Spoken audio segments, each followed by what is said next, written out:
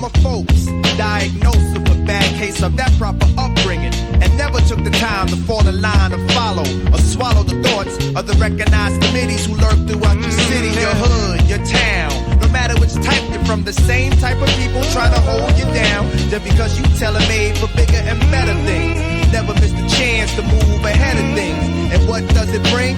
I tell you, for me, it brought jealousy and back rooms from all the stabbing. Cats posing as my fan just to get the grabbing what's mine. I'm living in times where my daughters are found around kids who can't afford thinking caps, but always found drinking raps and eating on beats, claiming laws of the streets. But who made the laws? Everybody playing rebel with no sign of a cause. Feel the world around me. I found that others bring it down. Let's move it down.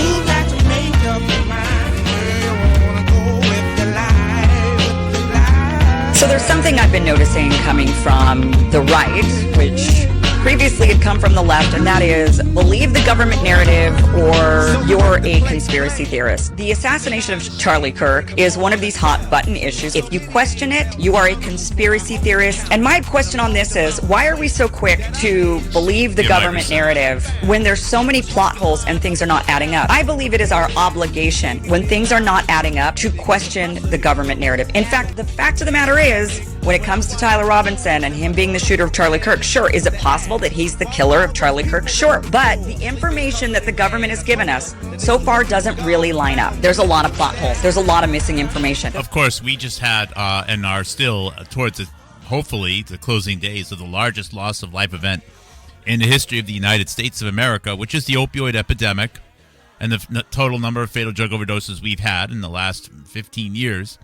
The largest loss of life event in history. And apparently, now that someone else got shot, we can now stop talking about that. I mean, imagine if a pastor got shot the day after the Civil War and they says, we can't talk about the Civil War anymore. We now have to talk about this one pastor over here that got shot. That would be obscene. But this is exactly what's happening right now. And I promise you, no one will ever know exactly what happened. It's already become so heavily polluted, nobody will know. And the people that say they are just about ready to tell you or figuring it out have been figuring out other assassinations for years and years and years, decades. And they still don't have the truth on those. You'll never know. If you really want to do Charlie Kirk, any justice, what you'll do, and if you really want to focus on that, you have to choose an angle that no one else wants to talk about. Matter of fact, why not talk about the fact that we've just had the largest loss of life event in the history of the United States, or that right now, at least on this channel anyways, we are making more progress in the actual underlying narrative of September 11th, 2001. Because it's already been written for us. All you need to do is read it yourself. In the book Germs, another piece of incriminating evidence, of course, that Kim Iverson, who was previous into sex advice several years before all of this this big surge in podcasting, she won't look at it. But then again, I've seen some decent evidence get shown on the Kim Iverson program, and it's amazing how there's like this amnesia. People just forget about it like within hours. The moment there's something else enticing and seductive and salacious and spicy is put in front of them, they'll forget about whatever they've heard about. So I'm not going there. I'm not following it. You can do what you want. The good news is that right now you have basically almost the entirety of the internet focused on Charlie Kirk. So your options are plentiful. However, several years from now, no one's going to be talking about Charlie Kirk anymore.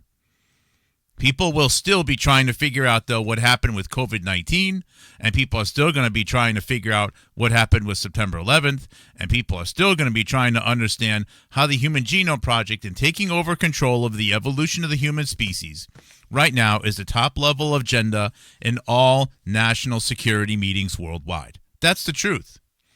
Someone else is going to be shot tomorrow. Trump is probably going to get killed at this point. And you know what? It doesn't change the fact that this is still the top national security agenda. There'll be another terrorist attack, probably. I can already see it coming. I think everyone right now really needs to warm up to the possibility of an Ebola attack. And you'll see why after I start reading this book. And this is what this new series is going to be about. We are going to be playing the audiobook of Richard Preston's 1994, The Hot Zone. The Hot Zone by Richard Preston, 1994. I mean, the book is based upon a real event with some of the names changed, and I think it's been hyped up a little bit. Some of them, you may have heard the Reston virus or the Reston, Virginia lab leak. This is about that. This is you cannot find a complete PDF, by the way, online of the Hot Zone until I made one. I recently made one, the only available, full, complete, with index, PDF available in the world of Richard Preston's The Hot Zone is now available on HousatonicITS.com or Housatonic.live, HOUSATONIC. It is 8:32 p.m. on Wednesday, September 24th, 2025. And I'm just going to get the audio going here. What we did, and I think what worked exceptionally well for the Germs book. And if you've been watching my show and supporting my program, and thank you for those who do, Patreon, PayPal, P.O. Box 505, Southborough, Massachusetts, 01772. Thank you for those who've sent support lately. You are in a position of knowing what really matters in the long run. And the most important thing right now is to keep the most important thing as the most important thing. That the desire to take control of the human species and the evolution of the human species, or to understand how the human species adapts, is the top-level national security concern amongst all non-government organizations and all governments worldwide, period, end of story. It is the largest, longest-running, most heavily funded scientific endeavor in all of known human civilization. I encourage you to invest your time wisely. You only get so many days in this life. You only get so many spins around the sun. Orbits, maybe is a better way of saying it. And how many are you going to invest in something that is not going to give you clear information about the biggest agenda of all the agendas? So I thank those who have been here for the long run and are going to be here for the long run. It's the only channel that I know of right now that's pursuing Bio 911 Truth. It's always been about biology. It's always been about transfection. It's always been about DNA vaccines.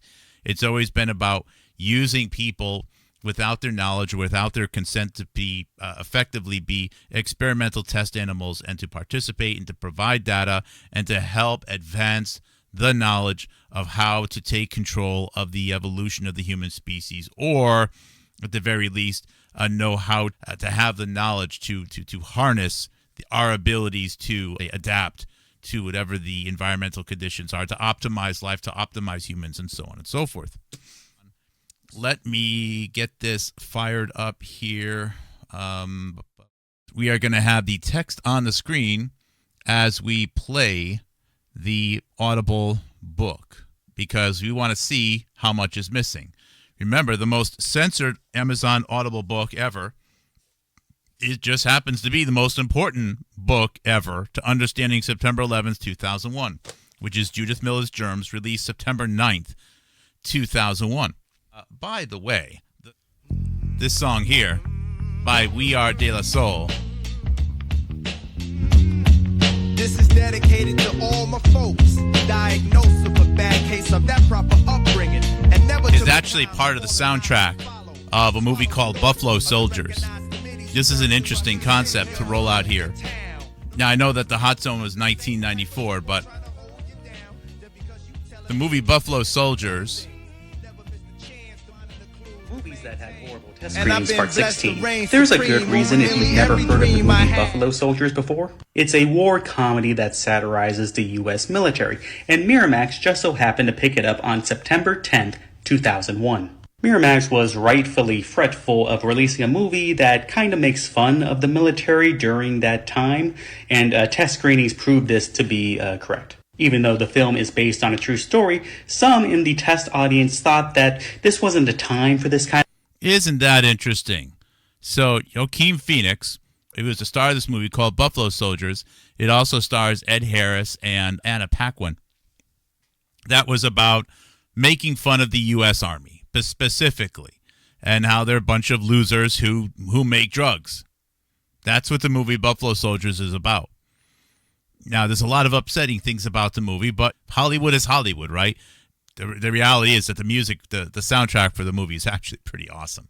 And that's where I play this song from, because I like several of the songs on the soundtrack of Buffalo Soldiers. But the fact that the movie was available for screening on September 10th, 2001, means that it was planned to be shown and to be highlighted throughout September, October, and November of 2001, making fun of that sad military that just goes around making drugs and getting high and stealing things and maybe killing people, because they're into drug dealing and everything else. This is actually one of the biggest poop on the heads military movies ever made, Buffalo Soldiers. And it just happened to be funded by Weinstein's Miramax, who also went on to support Michael Moore. Weinstein's Miramax, and screening was September 10th, 2001, and then I think they scaled it back. They may not have even released it regularly because of the implications. Almost as if September 11th, 2001 wasn't planned. Do you really think this is the movie that they would have made, that Weinstein would have made, that Tarantino would have supported, and Miramax and Disney and everyone else? If September 11th was exactly what they were planning, it's almost as if something else was being planned. And as the book Germs likes to tell us, they had all of the reasons in the world, including reminders about constitutional amendments, how the U.S. military should never be trusted to police the homeland. One of the many reasons why, of course, that Joe Biden, Senator then Biden, probably said on September 10th, 2001, that we need in the future is the United States Department of Homeland Security, which, if there was a biological terror attack on a major U.S. metropolitan center, say perhaps during Macy's Day Parade or something like that, that would have provided all the evidence in the world that what we really need is to, limit the old U.S. military to being used as experimental test animals for DNA vaccines, and then we can have a new, more patriotic military on the homeland. Why else would you happen to schedule the biological terror attack in the United States as opposed to another nation? Because it's the one place the U.S. military can't police. Isn't that just wild? How it just rolls out so easily. So on this most recent September 11th, 2001, instead of talking about and making progress about a deeper understanding and deeper insights about September 11th, 2001, we are instead talking about the assassination of Charlie Kirk, and even throwing around wild speculation with no evidence whatsoever that Israel did it.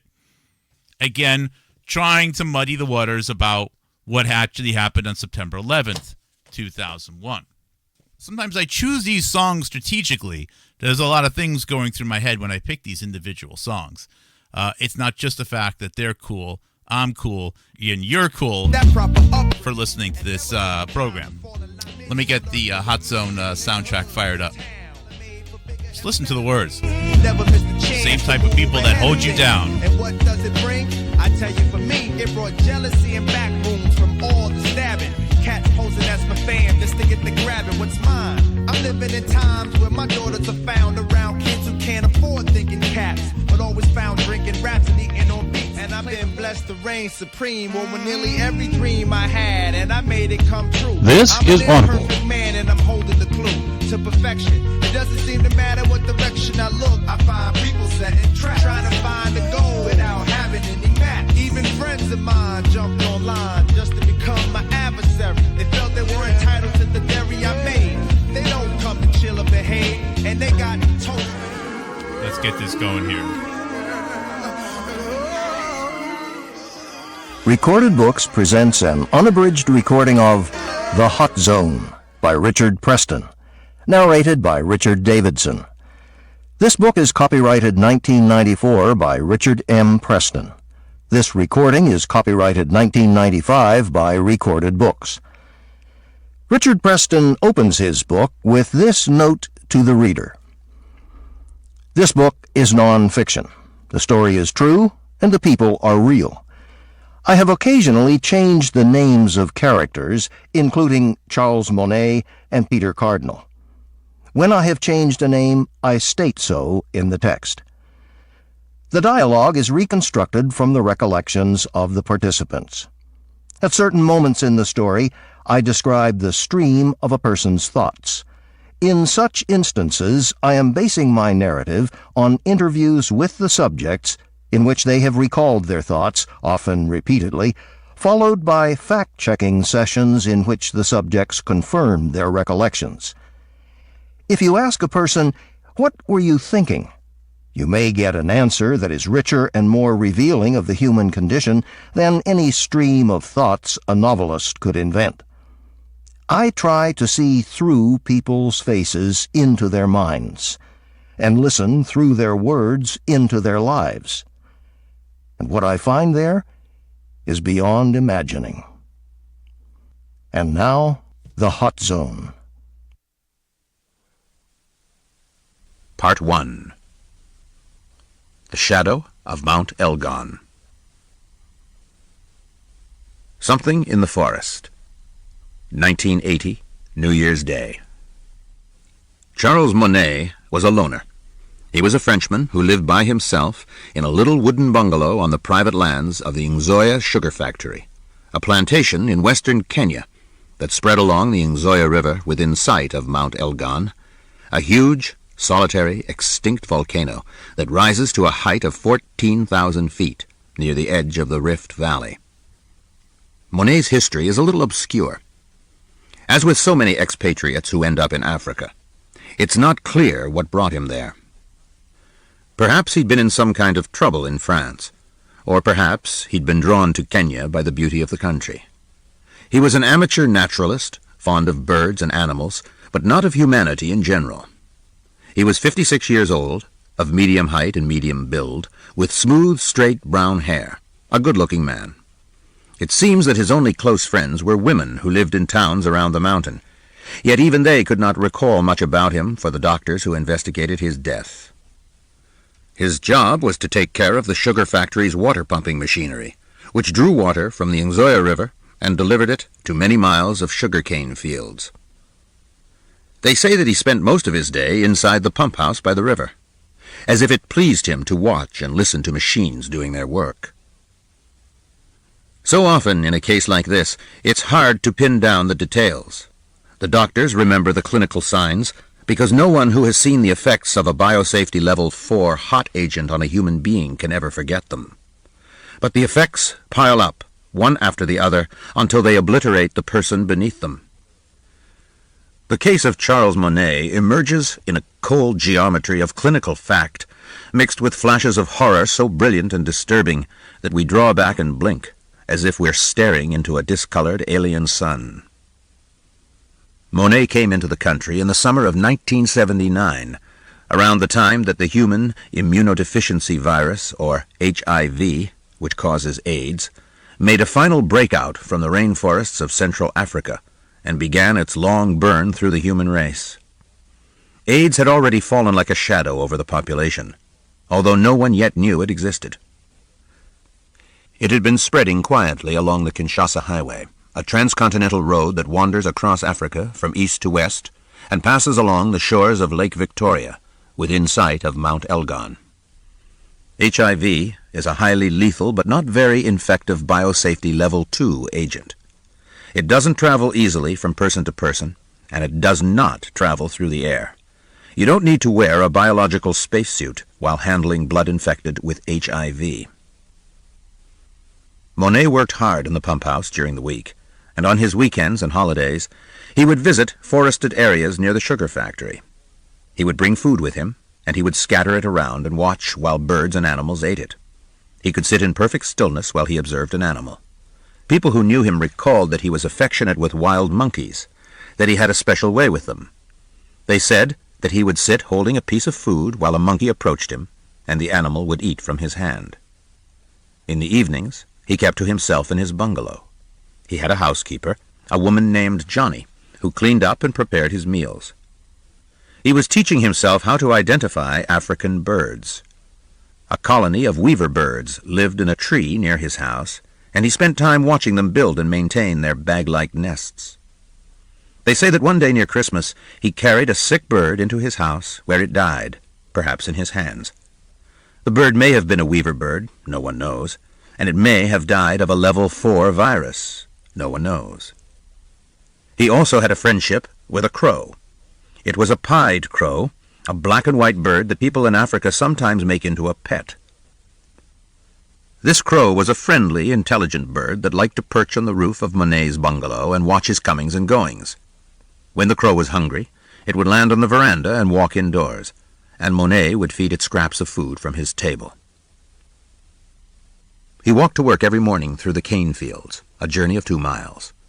That Christmas season, the workers had been burning the fields, and so the fields were scorched and black. To the north, across the charred landscape, 25 miles away, he could see Mount Elgon. The mountain displayed a constantly changing face of weather and shadow, rain and sun, a spectacle of African light. At dawn, Mount Elgon appeared as a slumped pile of gray ridges receding into haze, culminating in a summit with 2 peaks, which are opposed lips of the eroded cone. As the sun came up, the mountain turned silvery green, the color of the Mount Elgon rainforest, and as the day progressed, clouds appeared and hid the mountain from view. Late in the afternoon, near sunset, the clouds thickened and boiled up into an anvil thunderhead that flickered with silent lightning. The bottom of the cloud was the color of charcoal, and the top of the cloud feathered out against the upper air and glowed a dull orange, illuminated by the setting sun, and above the cloud the sky was deep blue and gleamed with a few tropical stars. He had a number of women friends who lived in the town of Eldoret, to the southeast of the mountain, where the people are poor and live in shacks made of boards and metal. He gave money to his women friends, and they, in return, were happy to love him. When his Christmas vacation arrived, he formed a plan to go camping on Mount Elgon, and he invited one of the women from Eldoret to accompany him. No one seems to remember her name. Monet and his friend drove in a Land Rover up the long, straight, red dirt road that leads to Endebess Bluff, a prominent cliff on the eastern side of the volcano. The road was volcanic dust, as red as dried blood. They climbed onto the lower skirts of the volcano and went through cornfields and coffee plantations, which gave way to grazing land, and the road passed old, half-ruined English colonial farms, hidden behind lines of blue gum trees. The air grew cool as they went higher, and crested eagles flapped out of cedar trees. Not many tourists visit Mount Elgon, so Monet and his friend were probably driving the only vehicle on the road, although there would have been crowds of people walking on foot, villagers who cultivate small farms on the lower slopes of the mountain. They approached the frayed outer edge of the Mount Elgon rainforest, passing by fingers and islands of trees, and they passed the Mount Elgon Lodge, an English inn built in the earlier part of the century, now falling into disrepair, its walls cracked and its paint peeling off in the sun and rain. Mount Elgon straddles the border between Uganda and Kenya, and is not far from Sudan. The mountain is a biological island of rainforest in the center of Africa, an isolated world rising above dry plains, 50 miles across, blanketed with trees, bamboo, and alpine moor. It's a knob in the backbone of Central Africa. The volcano grew up 7 to 10 million years ago, producing fierce eruptions and explosions of ash, which repeatedly wiped out the forests that grew on its slopes, until it attained a tremendous height. Before Mount Elgon was eroded down, it may have been the highest mountain in Africa, higher than Kilimanjaro is today. It's still the widest. When the sun rises, it throws the shadow of Mount Elgon westward and deep into Uganda, and when the sun sets, the shadow reaches eastward across Kenya. Within the shadow of Mount Elgon lie villages and cities inhabited by various tribal groups, including the Elgon Maasai, a pastoral people who came from the north and settled around the mountain some centuries ago, and who raise cattle. The lower slopes of the mountain are washed with gentle rains, and the air remains cool and fresh all year, and the volcanic soil produces rich crops of corn.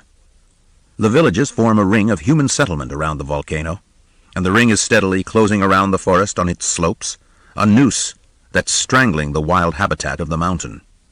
The forest is being cleared away, the trees are being cut down for firewood or to make room for grazing land, and the elephants are vanishing. A small part of Mount Elgon is a national park. Monet and his friends stopped at the park gate to pay their entrance fees. A monkey, or perhaps a baboon, no one seems to remember, used to hang out around the gate looking for handouts, and Monet enticed the animal to sit on his shoulder by offering it a banana. His friend laughed, but they stayed perfectly still while the animal ate. They drove a short way up the mountain and pitched their tent in a clearing of moist green grass that sloped down to a stream. The stream gurgled out of the rainforest, and it was a strange color, milky with volcanic dust. The grass was kept short by Cape buffalo grazing it, and was spotted with their dung. The Elgon forest towered around their campsite, a web of gnarled African olive trees hung with moss and creepers, and dotted with a black olive that is poisonous to humans. They heard a scuffle of monkeys feeding in the trees, a hum of insects, an occasional low ha-ha call of a monkey. These were colobus monkeys, and sometimes one would come down from a tree and scuttle across the meadow near the tent, watching them with alert, intelligent eyes. Flocks of olive pigeons burst from the trees on swift downward slants, flying at terrific speed, which is their strategy to escape from harrier hawks that can dive on them and rip them apart on the wing. There were camphor trees and teaks and African cedars and red stinkwood trees, and here and there a dark green cloud of leaves mushroomed above the forest canopy. These were the crowns of podocarpus trees, or podos, the largest trees in Africa, nearly as large as California sequoias. Thousands of elephants lived on the mountain then, and they could be heard moving through forest, making cracking sounds as they peeled bark and broke limbs from trees. In the afternoon, it would have rained, as it usually does on Mount Elgon, and so Monet and his friend would have stayed in their tent, and perhaps they made love while a thunderstorm hammered the canvas. It grew dark, the rain tapered off. They built a fire and cooked a meal. It was New Year's Eve. Perhaps they celebrated, drinking champagne. The clouds would have cleared off in a few hours, as they usually do, and the volcano would have emerged as a black shadow under the Milky Way. Perhaps Monet stood on the grass at the stroke of midnight and looked at the stars, neck bent backward, unsteady on his feet from the champagne. On New Year's morning, sometime after breakfast, a cold morning, air temperature in the 40s, the grass wet and cold, they drove up the mountain along a muddy track and parked in a small valley below Kitoom Cave. They bushwhacked up the valley, following elephant trails that meandered beside a little stream that ran through stands of olive trees and grassy meadows. You know where this is going. They kept an eye out for Cape buffalo, a dangerous animal to encounter in the forest. The cave opened at the head of the valley, and the stream cascaded over its mouth. The elephant trails joined at the entrance and headed inside. Monet and his friends spent the whole of New Year's Day there. It probably rained, and so they would have sat in the entrance for hours while the little stream poured down in a vale. Looking across the valley, they watched for elephants, and they saw rock hyraces, furry animals the size of groundhogs, running up and down the boulders near the mouth of the cave. Herds of elephants go inside Kitoom Cave at night to obtain minerals and salts. On the plains, it's easy for elephants to find salt in hard pans and dry water holes. But in the rainforest, salt is a precious thing. The cave is large enough to hold as many as 70 elephants at a time. They spend the night inside the cave, dozing on their feet or mining the rock with their tusks. They pry and gouge rocks off the walls and chew them to fragments between their teeth and swallow the broken bits of rock. Elephant dung around the cave is full of crumbled rock. Monet and his friend had a flashlight, and they walked back into the cave to see where it went. The mouth of the cave is huge, 55 yards wide, and it opens out even wider beyond the entrance. They crossed a platform covered with powdery, dry elephant dung, their feet kicking up puffs of dust as they advanced. The light grew dim, and the floor of the cave rose upward in a series of shelves coated with green slime. The slime was bat guano, digested vegetable matter that had been excreted by a colony of fruit bats on the ceiling. Bats whirred out of holes and flicked through their flashlight beams, dodging around their heads, making high-pitched cries.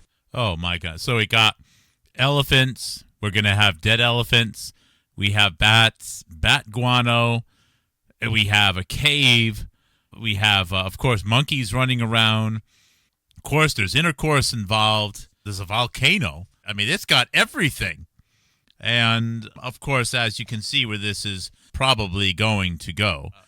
Perhaps the movie Airplane could foresee it. Dr. Rumick, Mr. Hammond ate fish, and Randy said there are 5 more cases, and they all had fish, too. Yeah, the co-pilot had fish. What did the navigator have? He had fish.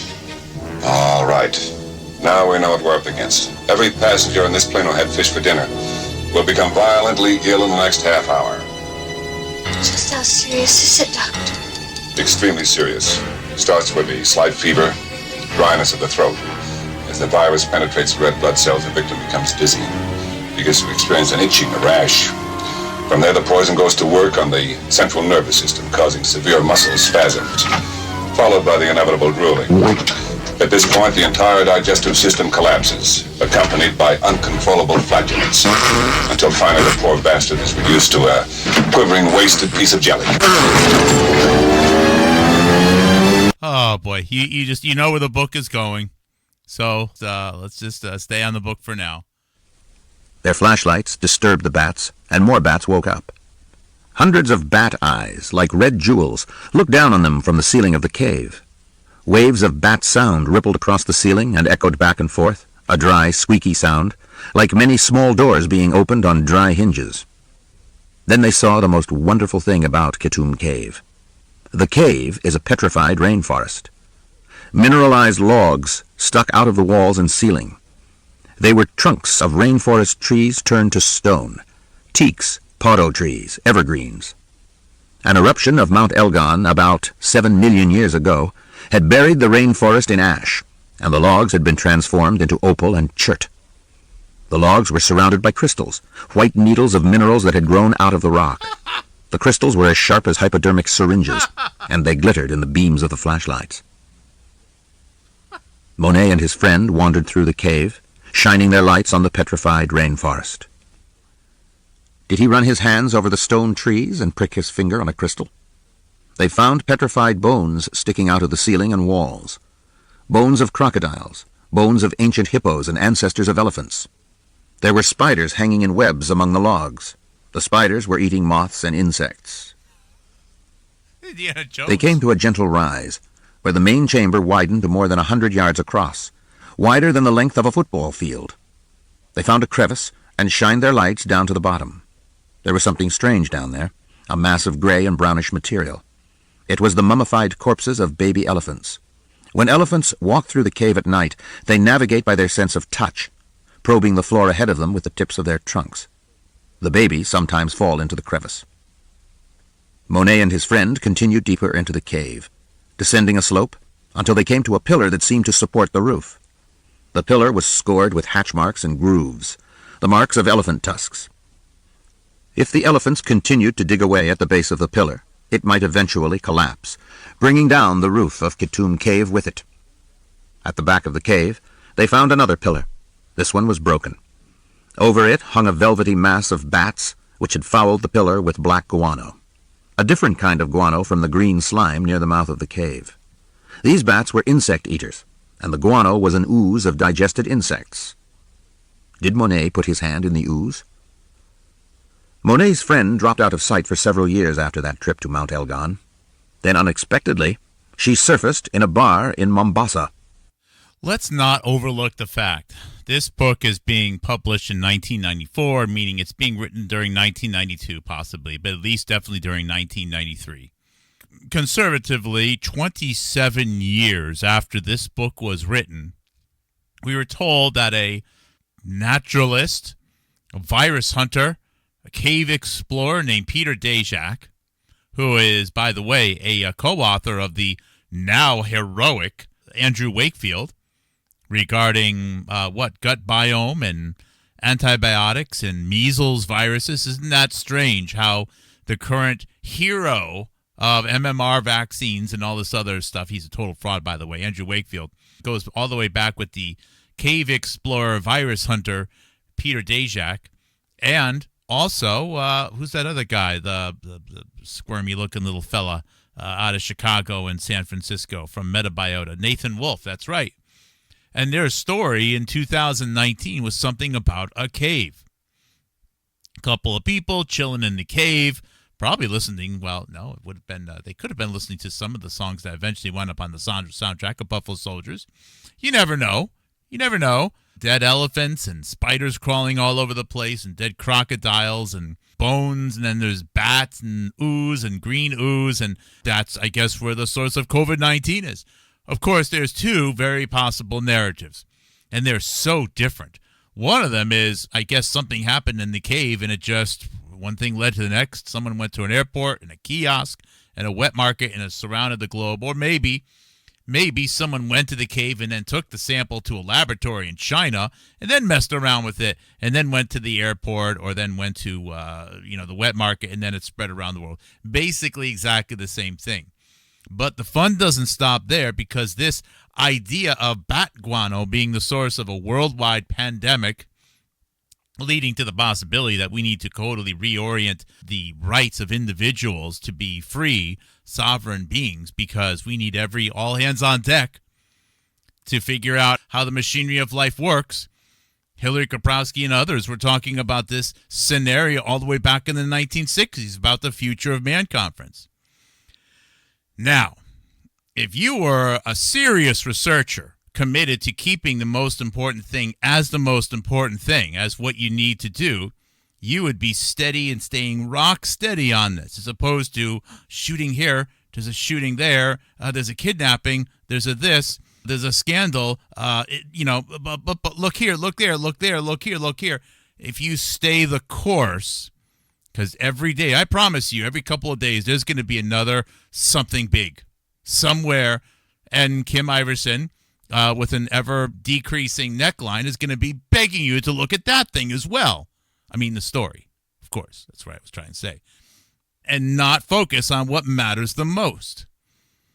And I actually struggled a little bit with doing the show today, because I was thinking, man, I just can't keep up with this. But that is what I do. I'm going to remain steady, steady, steady. And here we are every single day. We're just putting another block out there. We're building a little bit more of the base, which is going to be the most insurmountable pile of research. The most bulletproof, because it is bulletproof naturally, because it is the true story about 9/11 and about what matters the most.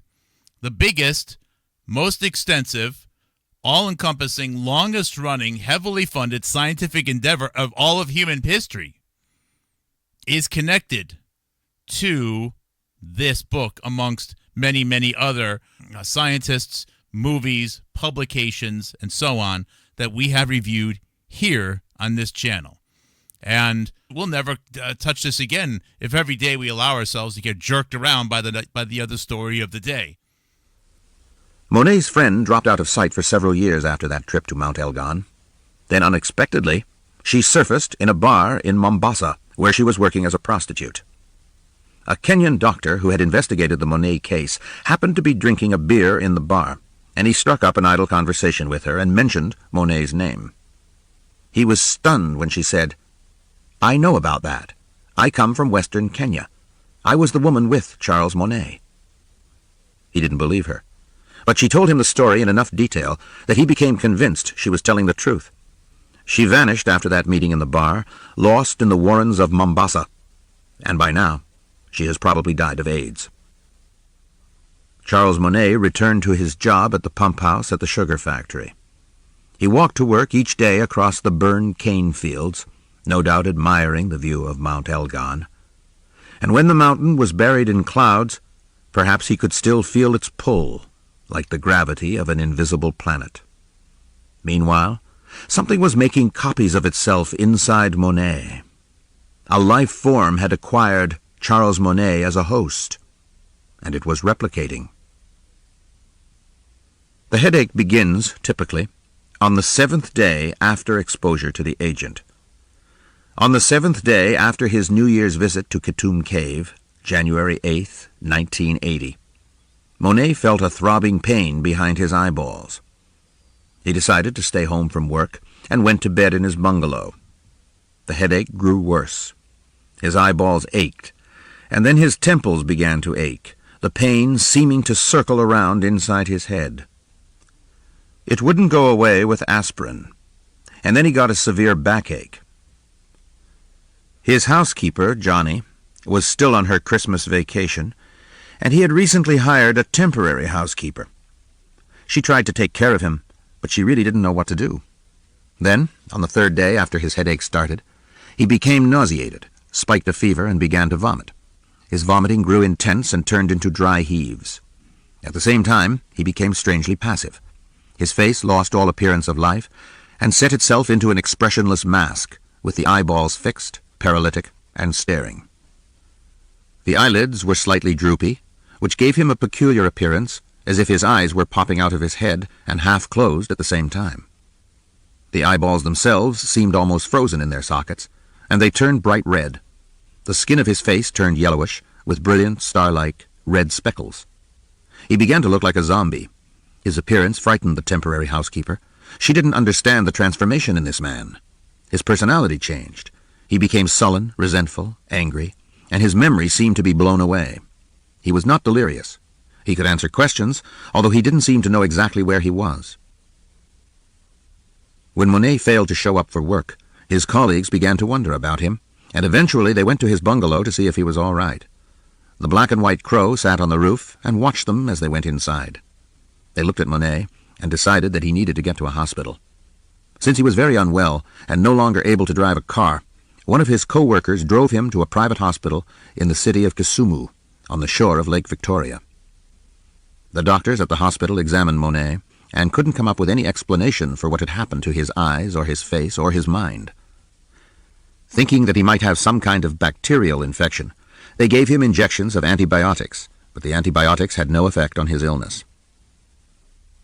The doctors thought he should go to Nairobi Hospital, which is the best private hospital in East Africa. The telephone system hardly worked, and it didn't seem worth the effort to call any doctors to tell them that he was coming. He could still walk, and he seemed able to travel by himself. He had money.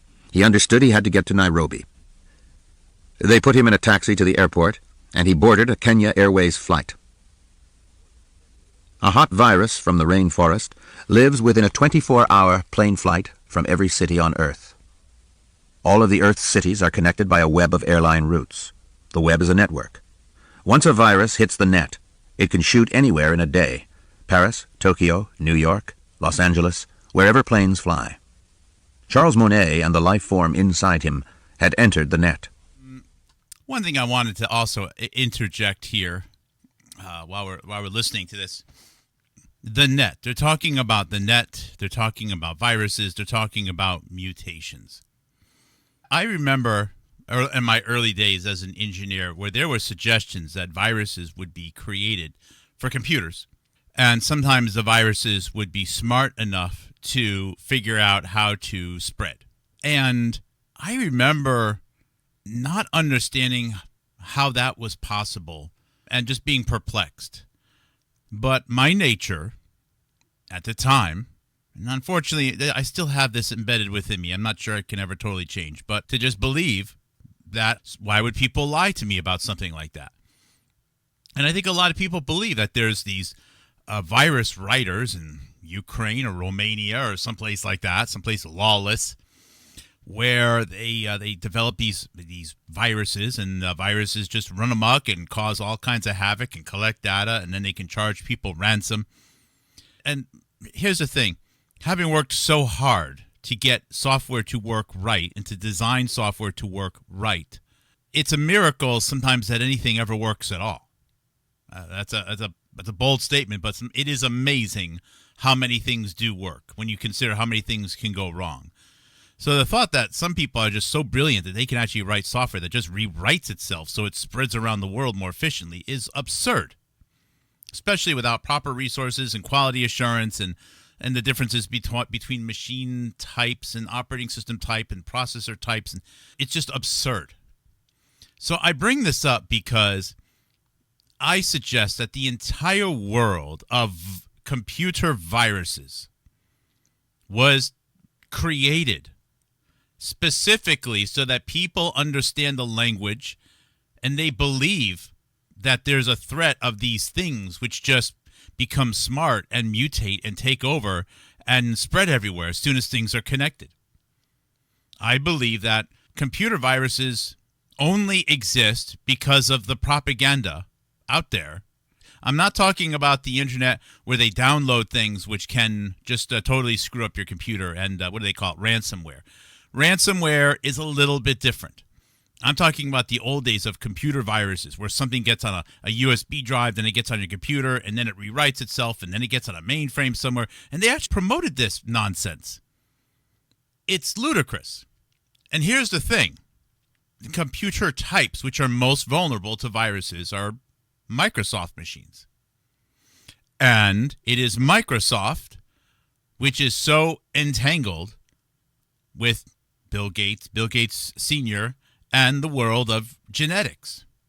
I believe that one of the reasons why Microsoft has perhaps assisted and facilitated and allowed and been part of all of the computer virus nonsense was specifically to create and to fan the flames of paranoia about viruses, whether they are organic in nature or computer viruses. Paris, Tokyo, New York, Los Angeles, wherever planes fly, Charles Monet and the life from inside him had entered the net. The net. They're actually using the same words as computer networks to describe human networks here. And there's a spreading of viruses. Viruses spread on computers. Viruses spread amongst people. Virus mutate in people. Virus mutated in computers. They leap in computers from this type to that type. They leap from people to animals. It's all analogous. And a lot of the reasons why we have heard so much about viruses and are afraid about the potential of viruses in our own physical, biological world is because the language and the concepts are identical to those from computers. The plane was a Fokker Friendship with propellers, a commuter aircraft that seats 35 people. It started its engines and took off over Lake Victoria, blue and sparkling, dotted with the dugout canoes of fishermen. The Friendship turned and banked eastward, climbing over green hills quilted with tea plantations and small farms. The commuter flights that drone across Africa are often jammed with people, and this flight was probably full. The plane climbed over belts of forest and clusters of round huts and villages with tin roofs.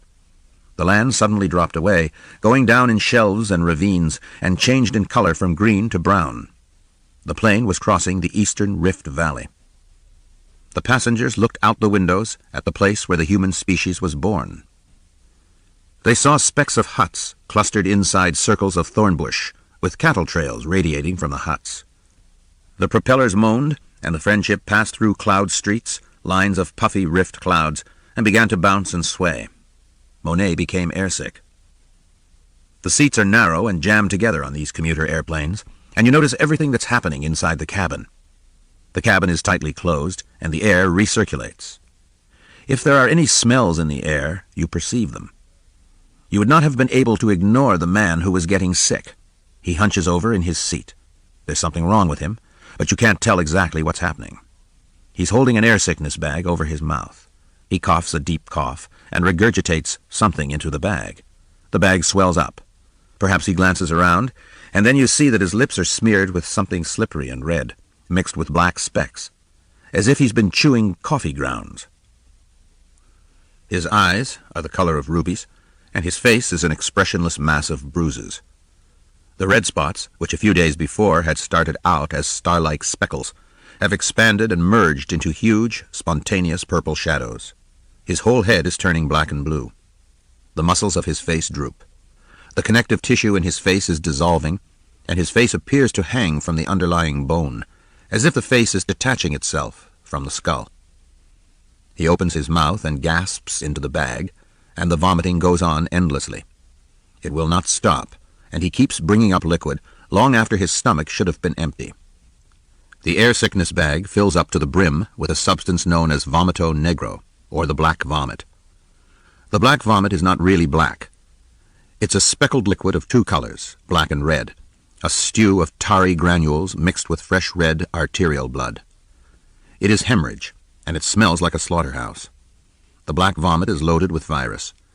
It is highly infective, lethally hot, a liquid that would scare the daylights out of a military biohazard specialist. The smell of the vomito negro fills the passenger cabin. The air sickness bag is brimming with black vomit, so Monet closes the bag and rolls up the top. The bag is bulging and softening, threatening to leak, and he hands it to a flight attendant. When a hot virus multiplies in a host, it can saturate the body with virus particles from the brain to the skin. The military experts then say that the virus has undergone extreme amplification. This is not something like the common cold. By the time an extreme amplification peaks out, an eyedropper of the victim's blood may contain 100 million particles of virus. During this process, the body is partly transformed into virus particles. In other words, the host is possessed by a life form that is attempting to convert the host into itself.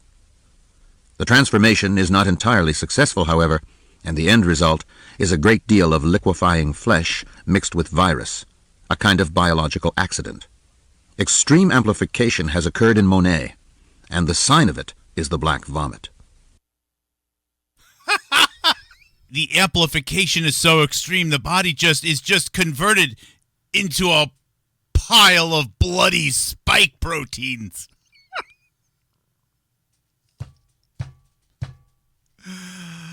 Stephen King commented on this book, and he said, "This is the scariest book." Now, let me read that. It's actually, it's for real. It's the top quote in the back. Stephen King, famous horror writer. "The first chapter of The Hot Zone is one of the most horrifying things I've ever read in my whole life. It's just transfection." And then it gets worse. And that's why I kept marveling over. It keeps getting worse. What a remarkable piece of work. I devoured it in 2 or 3 sittings and have a feeling the memories will linger a long time. That's Stephen King. He appears to be holding himself rigid, as if any movement would rupture something inside him. His blood is clotting up. His bloodstream is throwing clots, and the clots are lodging everywhere. His liver, kidneys, lungs, hands, feet, and head are becoming jammed with blood clots. In effect, he's having a stroke through the whole body. Clots are accumulating in his intestinal muscles, cutting off the blood supply to his intestines. The intestinal muscles are beginning to die, and the intestines are starting to go slack. He doesn't seem to be fully aware of pain any longer because the blood clots lodged in his brain are cutting off blood flow. His personality is being wiped away by brain damage. This is called depersonalization, in which the liveliness and details of character seem to vanish. He's becoming an automaton. Tiny spots in his brain are liquefying. The higher functions of consciousness are winking out first, leaving the deeper parts of the brain stem, the primitive rat brain, the lizard brain, still alive and functioning. It could be said that the who of Charles Monet has already died, while the what of Charles Monet continues to live. The vomiting attack appears to have broken some blood vessels in his nose. He gets a nosebleed. The blood comes from both nostrils, a shining, clotless, arterial liquid that drips over his teeth and chin. This blood keeps running because the clotting factors have been used up. A flight attendant gives him some paper towels, which he uses to stop up his nose, but the blood still won't coagulate, and the towels soak through. When a man is ill in an airline seat next to you, you may not want to embarrass him by calling attention to the problem. You say to yourself that this man will be all right. Maybe he doesn't travel well in airplanes. He's airsick, the poor man, and people do get nosebleeds in airplanes. The air is so dry and thin. And you ask him, weakly, if there's anything you can do to help. He doesn't answer, or he mumbles words you can't understand, so you try to ignore it, but the flight seems to go on forever. Perhaps the flight attendants offer to help him, but victims of this type of hot virus have changes in behavior that can render them incapable of responding to an offer of help. They become hostile and don't want to be touched. They don't want to speak. They answer questions with grunts or monosyllables. They can't seem to find words. They can tell you their name, but they can't tell you the day of the week or explain what has happened to them. The friendship drones through the clouds, following the length of the Rift Valley, and Monet slumps back in the seat, and now he seems to be dozing. Perhaps some of the passengers wonder if he's dead. No, he is not dead. He is moving. His red eyes are open and moving around a little bit. You'd better tell the captain we've got to land as soon as we can. This woman has to be gotten to a hospital. A hospital? What is it? It's a big building with patients, but that's not important right now. It's late afternoon, and the sun is falling down into the hills to the west of the Rift Valley, throwing blades of light in all directions. as if the sun is cracking up on the equator. The Friendship makes a gentle turn and crosses the eastern scarp of the rift.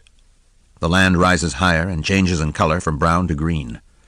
The Ngong Hills appear under the right wing, and the plane, now descending, passes over parkland dotted with zebra and giraffes. A minute later, it lands at Jomo Kenyatta International Airport. Monet stirs himself. He's still able to walk.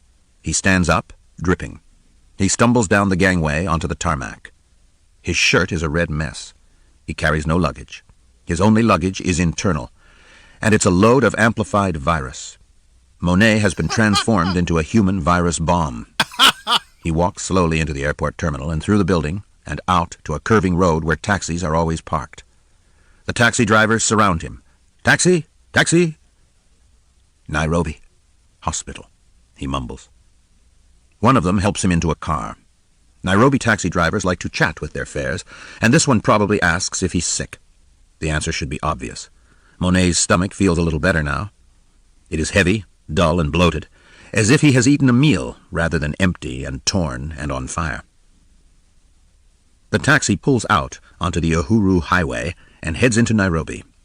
It goes through grassland studded with honey acacia trees, and it goes past factories, and then it comes to a rotary and enters the bustling street life of Nairobi. Crowds are milling on the shoulders of the road, women walking on beaten dirt pathways, men loitering, children riding bicycles, a man repairing shoes by the side of the road, a tractor pulling a wagon load of charcoal. The taxi turns left onto the Ngong Road and goes past a city park and up a hill, past lines of tall blue gum trees, and it turns up a narrow road and goes past a guard gate and enters the grounds of Nairobi Hospital. It parks at a taxi stand beside a flower kiosk. A sign by a glass door says, Casualty Department. Monet hands the driver some money and gets out of the taxi and opens the glass door and goes over to the reception window and indicates that he's very ill. He has difficulty speaking. The man is bleeding, and they will admit him in just a moment. He must wait until a doctor can be called, but the doctor will see him immediately, not to worry. He sits down in the waiting room. It's a small room lined with padded benches. The clear, strong, ancient light of East Africa pours through a row of windows and falls across a table heaped with soiled magazines, and makes rectangles on a pebbled gray floor that has a drain in the center.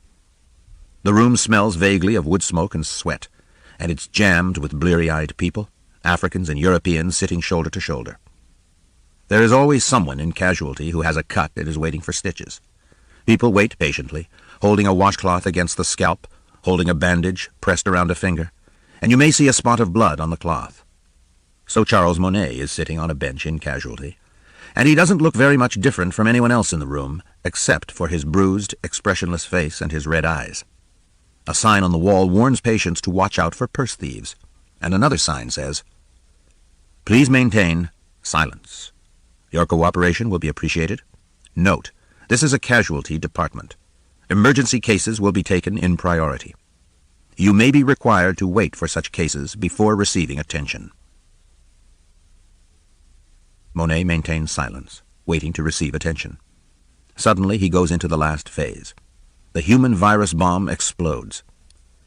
Military biohazard specialists have ways of describing this occurrence. They say that the victim has crashed and bled out. Or more politely, they say that the victim has gone down. He becomes dizzy and utterly weak, and his spine goes limp and nerveless, and he loses all sense of balance. The room is turning around and around. He's going into shock. He leans over, head on his knees, and brings up an incredible quantity of blood from his stomach, and spills it onto the floor with a gasping groan. He loses consciousness and pitches forward onto the floor. The only sound is a choking in his throat as he continues to vomit while unconscious. Then comes a sound like a bedsheet being torn in half, which is the sound of his bowels opening and venting blood from the anus. The blood is mixed with intestinal lining. He has sloughed his gut. The linings of his intestines have come off and are being expelled along with huge amounts of blood. Monet has crashed and is bleeding out. The other patients in the waiting room stand up and move away from the man on the floor, calling for a doctor. Pools of blood spread out around him, enlarging rapidly. Having destroyed its host, the agent is now coming out of every orifice and is trying to find a new host.